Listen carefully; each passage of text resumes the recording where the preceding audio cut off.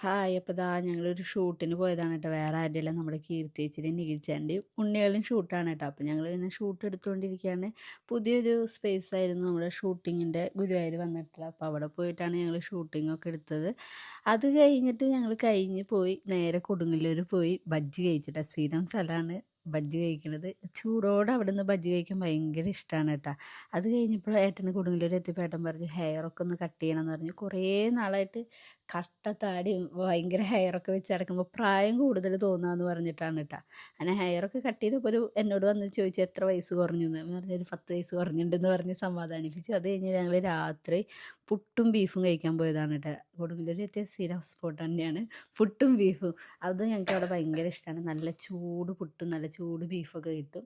അപ്പോൾ ഞങ്ങളങ്ങനെ കഴിക്കാൻ തുടങ്ങി. അപ്പോഴേക്കും എനിക്ക് നല്ല ഉറക്ക ക്ഷീണവും കാര്യങ്ങളൊക്കെ വന്നു തുടങ്ങിയിട്ടുണ്ട്. 10-11 മണി ആയിട്ടുണ്ട്.